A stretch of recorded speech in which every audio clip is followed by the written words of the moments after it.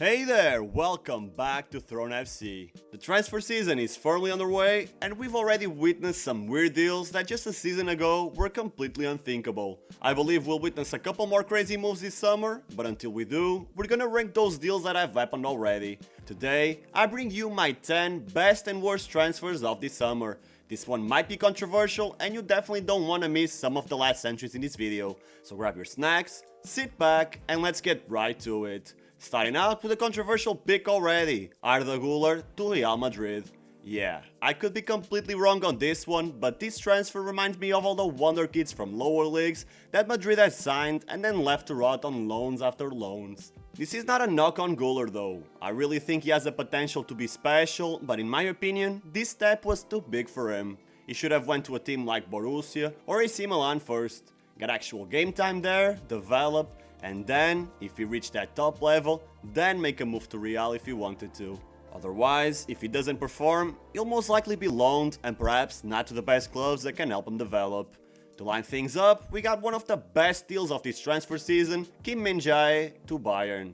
I know the last centre-back who broke out of the city of Naples disappointed everyone and got rightfully sent to Saudi oblivion. But I really think Min-jae can be different. He's as physically imposing as Koulibaly, but appears to have better vision and passing skills than the Senegalese defender.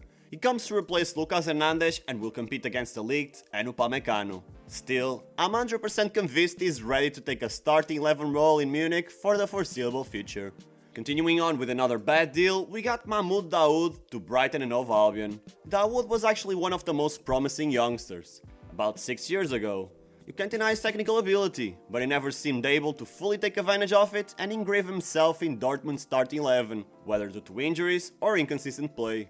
In his 6 seasons with BVB, he has averaged less than 1,000 minutes per season in Bundesliga competitions. This trend reached a head this season, in which even despite Dortmund's various injuries and lack of depth in midfield, Dahoud has played less than 400 minutes. In my opinion, he's far from the ideal replacement to McAllister, and even though he came on a free transfer, I believe there were far more capable and promising players that Brighton could have signed.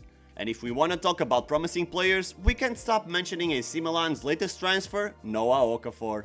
Another young star for RB Salzburg, Okafor fits perfectly into what Pioli wants from his attackers. The Swiss forward dribbles quite well, and due to Salzburg's style of play, he evolved into a great presser. Although he's not the most prolific goalscorer, he could perform in any attacking role and would free Rafael Leão from his pressing duties, allowing the Portuguese to follow on creating and scoring goals. It's a great deal for the player and for AC Milan, who only paid 14 million euros to Salzburg.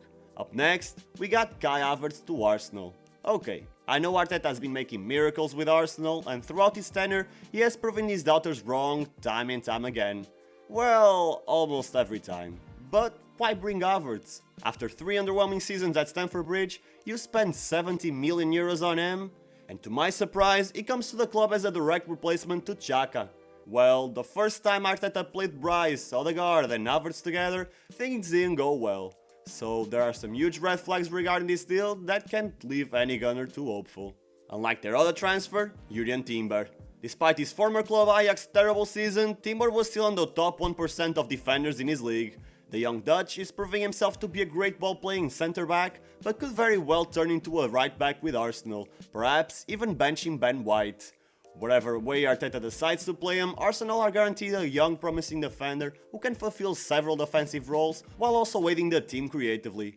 Definitely a player to keep an eye on that I've already mentioned a couple of months ago in another video. Continuing on the Premier League, we got another bad transfer, this time Mason Mount to Manchester United. I swear to God, it has become a trend among the Man United fans to always say that this year will be the year. But can it really be the year when one of your most important players for the next season is Mason Mount? I got nothing against the player, I just don't see him with enough quality to elevate his Man United side. In my opinion, the Red Devils need a mixture of established players like Casemiro or Bruno Fernandes with young breakthrough stars, and to be fair, Mason Mount isn't in any of those categories. I would be okay if he came as a player to add depth to the squad, but it's clear that he's coming to be a crucial player for Ten Hag. Plus, it's not like he was a free signing. Man United spent £60 million on the English player and even gave him the iconic number 7 shirt. I predict this to be hit or miss. He'll either prove me wrong and become a Man United legend, or he'll flop massively like Michael Owen a decade ago. Moving on to the Red Devils' biggest rivals, we got Dominic Szoboszlai to Liverpool. The Reds knew that if they wanted to continue on top, they would have to renew their midfield, and that's exactly what they're doing this summer. They have already brought in McAllister, but I want to give more attention to the signing of Szoboszlai from Leipzig. Liverpool have found themselves a gem, and to make it sweeter, they pretty much stole this player from the direct competition, as Newcastle was very interested on the Hungarian player. Now Klopp has a young star on his hands that can play as either a number 8 or 10 and even on the wing. Dominic will bring to Anfield much needed creativity, ball carrying ability and tactical flexibility due to his ability to play in different roles and systems. Next up, we got our final bad transfer, Sandro Tonali to Newcastle. Don't get me wrong, it seems like a great deal for Newcastle at first sight, but I can't help but having flashbacks from this dreaded text on FIFA career mode while looking at this deal. But I know what you're thinking, this isn't career mode, this is real life. Still, I don't think that this is the right move for Tonali. It's clear that he's a Rossoneri and could have become a legend in AC Milan and helped them regain their status as an elite club. Besides, if he moved to a team like Real or Man City and flopped, he would probably still find a place in a team of Milan's current level.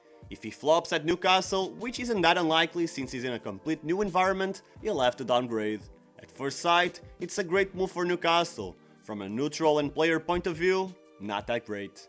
And to end this list, I'll bring you the best summer transfer so far, Jude Bellingham to Real Madrid. Like his former coach used to say, he's the oldest 19-year-old player worldwide. Well, now he's 20 and he's about to embark on his biggest challenge so far. To anyone questioning if he'll step up to the challenge, let me tell you that this man debuted in the Championship, one of the most physical leagues in the world, when he was just 16. Not only that, but he was also one of their most important figures in their fight for survival in the second tier. And when he moved to Dortmund, not only did he adapt to life in Germany, but he also thrived there, counting close to 100 Bundesliga appearances, a couple of them as a club captain. He's England's third youngest international and the youngest to make an appearance in a major tournament. To put it simply, he's no longer a promising star, he's already a world-class player that can perform well at holding, box-to-box and attacking midfield roles. And in my opinion, he'll be one of the stars that will help maintain Real Madrid's elite club status for years to come. And that is it. I hope you liked this video. If you did, hit that thumbs up so I know you want to watch more videos like this. And as always, don't forget to subscribe in order for me to grow the channel and stop recording next to loud ass neighbors. And of course, for you not to miss another interesting football video. Thanks for watching until the end, I appreciate you and I will see you soon.